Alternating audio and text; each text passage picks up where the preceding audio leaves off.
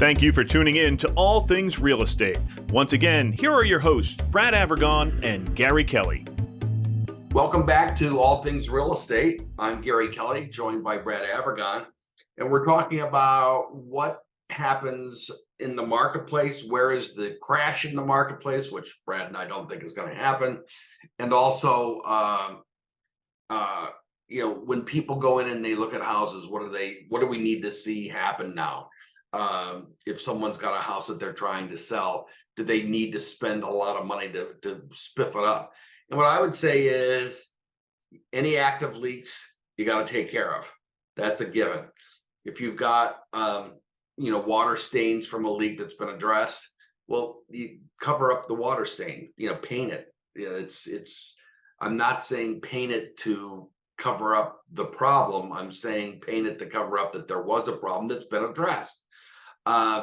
And then you go in and you just make the place cleaned. One of the things that people talk about is, scent.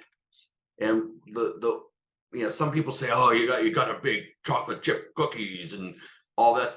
The only universally accepted scent is the smell of clean. So clean the house. My colleague Sue does not like Fabuloso lavender. She is kind of repelled by the scent of it, but I will tell you, it does miracles to clean and also to cover up scent, which is important.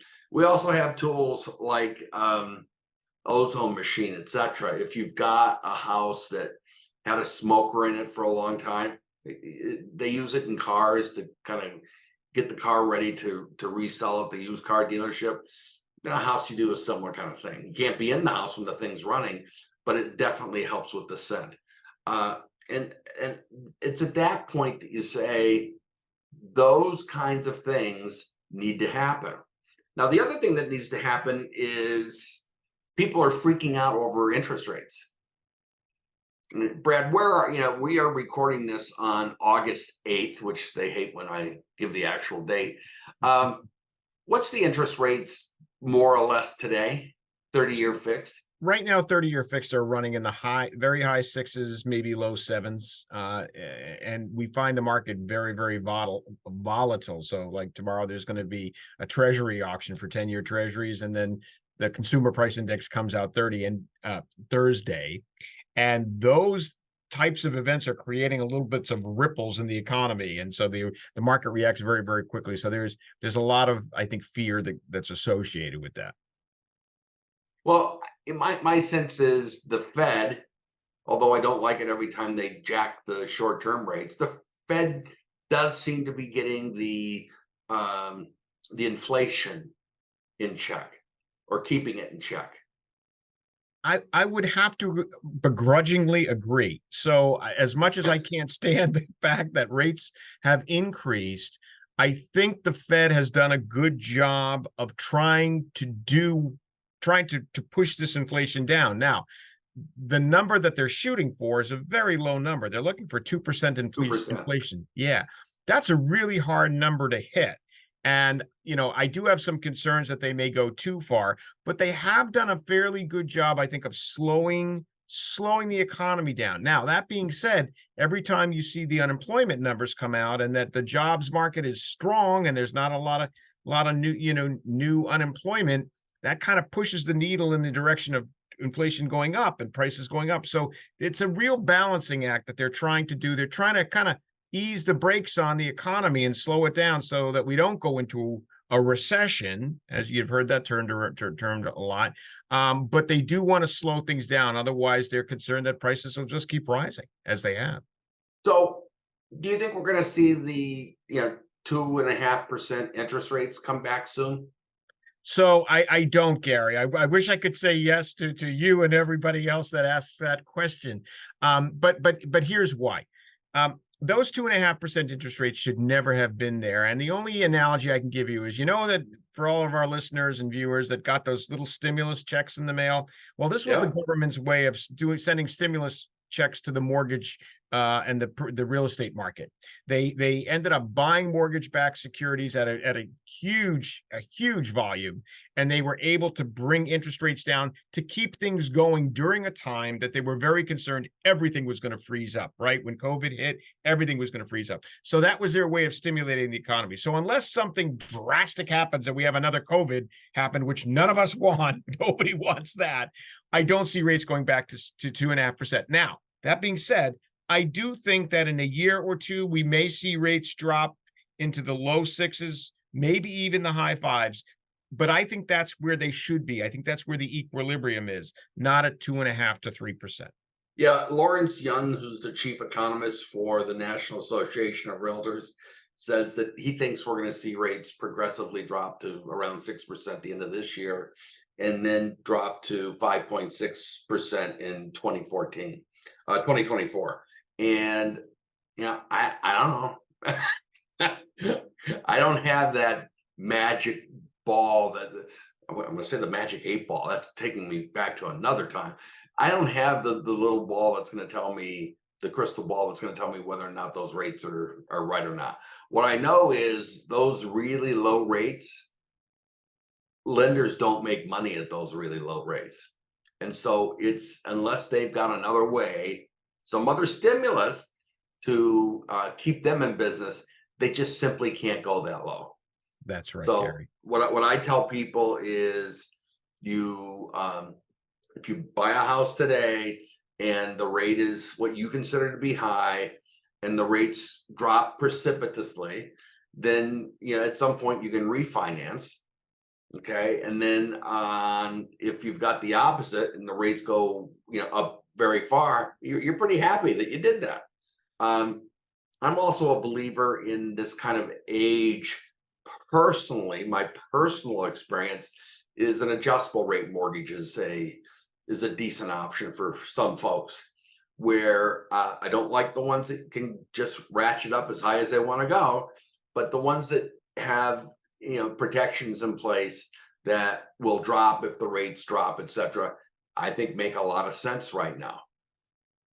I think there are certainly some adjustable rate mortgages that do make sense. I will tell you that there was more of them probably 6 months ago than there are now. And the reason for that is lenders had a lot of what's called portfolio money. They had a lot of deposits that they could pull from.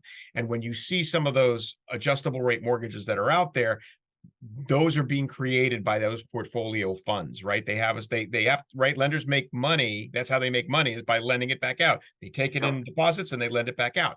But a lot of that deposit money has dried up, and with a lot of the pressure on lenders right now, I'm sure you've heard what's in the going on with some lenders where they've faltered, SVB Bank, things like that. There's a lot of pressure on lenders to keep more money in reserves and not lend it out as much.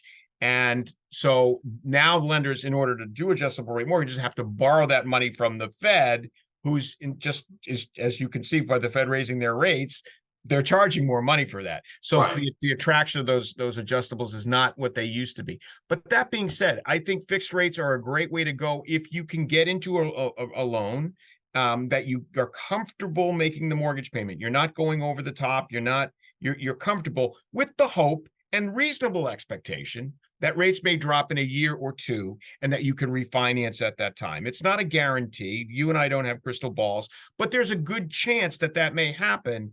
Just based on the fact, as we talked about, during COVID, the Fed had to kind of give some gas to the economy. Right now, they've got both feet on the brakes on the economy, but at some point, it's going to reach that equilibrium where the economy is just going steady. And I think it's reasonable to expect that rates will moderate as well. I was out showing some condos in Worcester this past weekend, and what struck me was that we did not have the lines down the street with the police details and all that. It was decent traffic, but decent traffic was, maybe we had 10 people come through an open house as opposed to, 45 groups, that kind of thing. So what I say to people when they say to me, how's your business right now?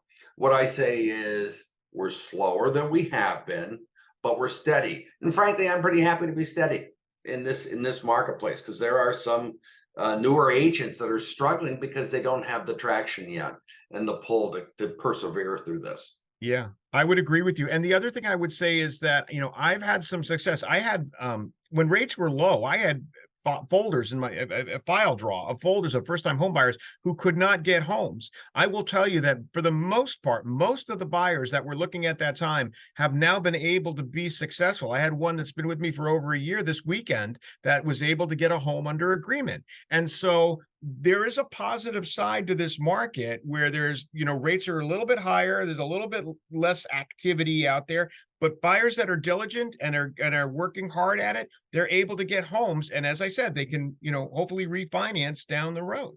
So Right. there's, Absolutely.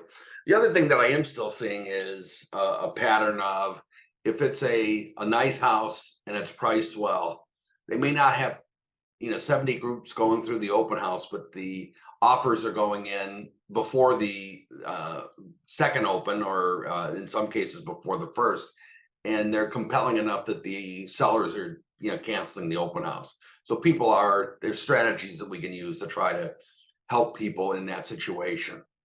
right. What parting words would you have? We've got another couple of minutes here. What parting words would you have for buyers and sellers in this marketplace where it doesn't look like a crash is imminent? Here's what I would say. Don't buy or sell your home because of this instant market. Buy or sell your home because it's time to buy or sell your home. Okay. If it's time to buy a home, you're going to be there for a couple of years, buy a home. If it's time to sell a home, sell your home. The market will adjust as it's going to do, and you don't have control over that. But if you do your diligence up front and you work with someone like you, Gary, who can help them maybe sell a home, get the home ready for sale, or if you work with someone like me, help them get ready to purchase a property, get on that right path, now is a great time to do that. And then, as I said, the market will do what it's doing, and we can help you adjust down the road. I was in a meeting with Anthony Lamacchia the other day, and he was saying that he expects this kind of market reality to go on for at least 18 months. Anthony has a crystal ball is about as clear as the rest of us, although he has a lot of people around him looking at crystal balls. But the point is, the point of all that is, this is going to be with us for a while. It's not something that's going to go right away. And as you point out, if you want to buy, you want to sell, you got to get into the pool. Right. So with that, Brad, how does someone reach you? Best way to reach me, Gary, is via my cell phone, which is 978-375-5531, or via email at brad@bradavergon.com. And Gary, what's the best way to reach you? It's Gary at movewithgary.com or 508-733-6005. Brad, as always, thank you. Thank you, Gary. Be well. Once again, thank you for watching All Things Real Estate. If you have any questions, feel free to reach out to Brad or Gary.